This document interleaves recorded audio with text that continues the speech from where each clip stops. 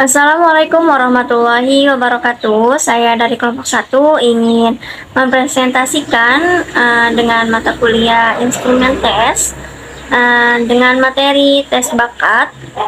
Sebelum memasuki materi, saya ingin memperkenalkan anggota kelompok saya terlebih dahulu, yaitu ada Wulan Permatasari, lalu ada Regita Widyasari, dan saya sendiri yaitu Amelia Putri, yaitu dengan dosen pengampu Ibu Eni Wulandari. Tes bakat ini meliputi yang pertama yaitu ada latar belakang atau sejarah tes bakat, lalu ada pengertian, lalu ada tujuan, lalu juga ada jenis ataupun bentuknya, dan yang terakhir yaitu ada penggunaan hasil tes bakat. Sejarah tes bakat, kemunculan tes bakat diawali oleh kesadaran para psikolog bahwa tes intelijensi hanya mengukur aspek tertentu dari intelijensi. Dalam hal ini, tidak semua fungsi penting terwakili karena cakupannya yang agak terbatas. Sebenarnya tes bakat muncul tanpa disadari. Hal ini terlihat dari sejumlah tes yang disebut tes intelijensi. Dari tahun 1920-an selanjutnya dikenal sebagai tes bakat sekolah. Bahkan sebelum Perang Dunia I, para psikolog mulai mengakui perlunya tes-tes bakat khusus untuk digunakan dalam konseling pekerjaan, lalu dalam seleksi dan klasifikasi personil industri dan militer. Lalu selanjutnya itu ada aplikasi praktis tes selanjutnya menunjukkan perlunya dikembangkan tes multibakat karena sarana untuk menyusun tes semacam ini telah tersedia, yang dirancang untuk memberikan ukuran dari sikap seseorang dalam setiap kelompok. Sebagai ganti skor total atau IQ, skor yang terpisah diperoleh untuk sifat atau ciri seperti pemahaman verbal, lalu bakat numeral, visualisasi, penalaran aritmetik, dan kecepatan perseptual. Lalu selanjutnya yaitu ada baterai multibakat yang mewakili perkembangan yang relatif mutakhir dalam bidang testing yang semuanya hampir muncul sejak tahun 1945. Dalam kaitan ini, karya para psikolog militer selama Perang Dunia Kedua harus diperhatikan pada Angkatan Udara. Baterai khusus disusun untuk pilot, pembom, operator radio, penemu jarak, dan banyak spesialis militer lainnya. Perkembangan lebih mutakhir yang muncul pada akhir tahun 1980-an dari awal 1990-an menyediakan integrasi mendasar dari DUS, pendekatan yang muncul sebelumnya bertentangan bagi pengukuran mental yang diwakili oleh tes intelijensi tradisional dan oleh baterai multibakat.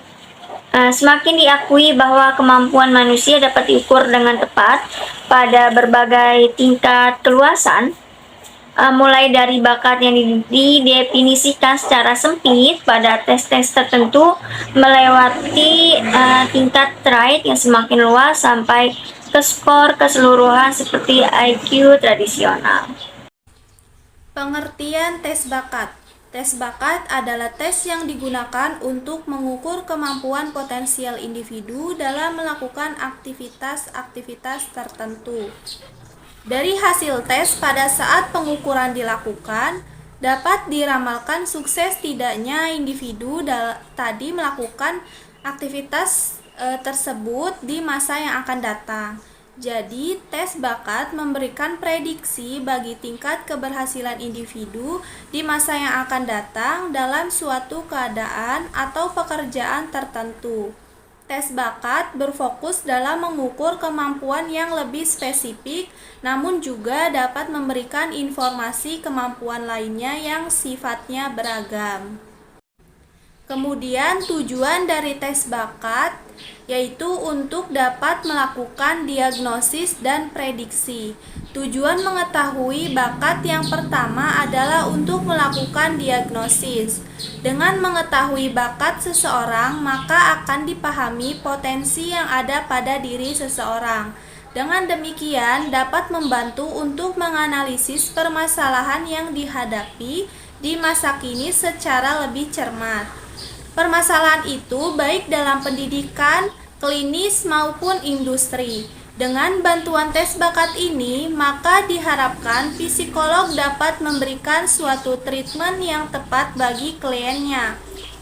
Kemudian tujuan mengetahui bakat yang kedua untuk prediksi, yaitu untuk memprediksi kemungkinan kesuksesan atau kegagalan seseorang dalam bidang tertentu di masa depan. Prediksi meliputi seleksi, penempatan, dan klasifikasi. Pada dasarnya, prediksi adalah mempertemukan potensi seseorang dengan persyaratan yang dituntut oleh suatu lembaga. Kemudian, jenis atau bentuk tes bakat. Untuk mengetahui bakat individu siswa secara tepat, perlu dilaksanakan pengukuran psikologis dengan menggunakan beberapa instrumen tes bakat. Tes bakat dibagi ke dalam dua golongan, yaitu tes bakat umum dan tes bakat khusus. Yang pertama yaitu kelompok single test, merupakan tes bakat yang terdiri dari satu jenis tes dan pada umumnya mengungkap kemampuan khusus yang dimiliki seseorang, antara lain tes sensori, tes artistik, tes klerikal, tes kreativitas, tes motor dexterity, dan tes Kraepelin. Kemudian selanjutnya kelompok Butter test, merupakan tes bakat yang terdiri dari rangkaian macam-macam tes yang masing-masing tes dapat berdiri sendiri. Artinya tidak harus digunakan secara keseluruhan. Misalnya differential aptitude test, general aptitude test battery, Flagan Aptitude Classification Test. Penggunaan tes bakat dalam program bimbingan dan konseling. Bakat atau kemampuan khusus sebagai potensi yang dimiliki individu siswa perlu sekali digali agar tampil dan dapat diaplikasikan dengan tepat sesuai dengan bidangnya. Hal ini penting sekali diterapkan khususnya dalam rangka program layanan bimbingan karir. Umumnya dalam program layanan bimbingan dan konseling di sekolah, yaitu untuk mengetahui kekuatan dan kelemahan kemampuan individu agar siswa mampu memahami dirinya, yaitu pemahaman diri terutama tentang bakat-bakat yang dimilikinya. Dengan mengetahui secara jelas kekuatan dan kelemahan dirinya sendiri, individu siswa akan mampu untuk membuat perencanaan dan keputusan karirnya di masa depan.